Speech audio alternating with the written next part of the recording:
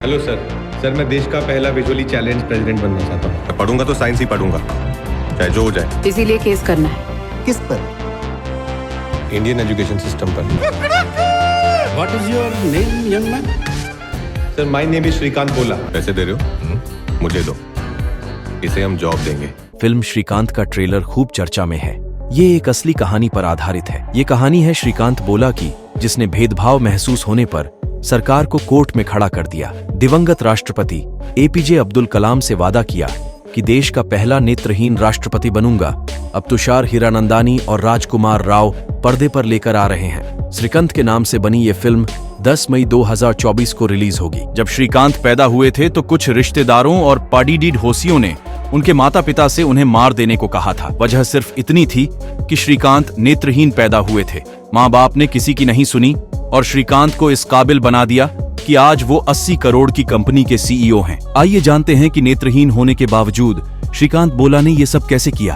आंखें नहीं हैं, लेकिन इस 23 साल की उम्र में खड़ी कर दी 80 करोड़ की कंपनी। श्रीकांत का जन्म 1973 में हैदराबाद में हुआ था। उन्होंने बड़ी ही कठिनाई से अपना बचपन गुजारा। उनके माता पिता पढ़े लिखे नहीं थे।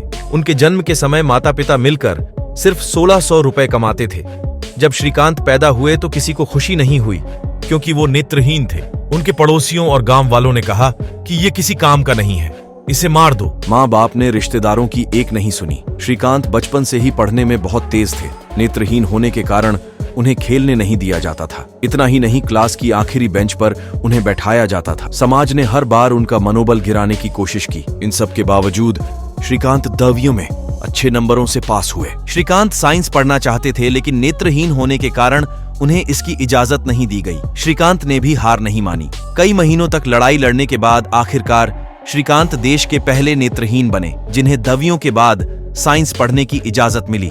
10वीं में श्रीकांत बहुत अच्छे नंबरों से पास हुए। इसके बाद उन्हें अमेरिका के Massachusetts institute of technology MIT में दाखिला मिला। इस तरह श्रीकांत MIT में पढ़ने वाले भारत के पहले नेत्रहीन स्टूडेंट बने। बता दें कि MIT दुनिया की टॉप 3 यूनिवर्सिटी में आती है। अमेरिका में पढ़ाई के बाद श्रीकांत देश के लिए कुछ करना चाहते थे। वे हमेशा से सोचते थे कि कुछ ऐसा करना चाहिए जिससे लोगों को रोजगार मिल सके। इसके लिए श्रीकांत ने हैदराबाद के पास 8 लोगों के साथ एक कमरे से छोटी सी कंपनी की शुरुआत की। उन्होंने लोगों के खाने पीने के सामान की पैकिंग के लिए कंज्यूमर फूड पैकेजिंग कंपनी बनाई। शुरुआत में श्रीकांत ने अपने आसपास के बेरोजगारों के साथ कंपनी की शुरुआत की। मेहनत रंग लाई और काम चल पड़ा। इसके बाद फंडिंग के लिए श्रीकांत को दिक्कतों का सामना करना पड़ा। श्रीकांत ने यहाँ भी हार नहीं मानी और प्राइवेट बैंकों से फंड जुटाकर काम को आगे बढ़ाया।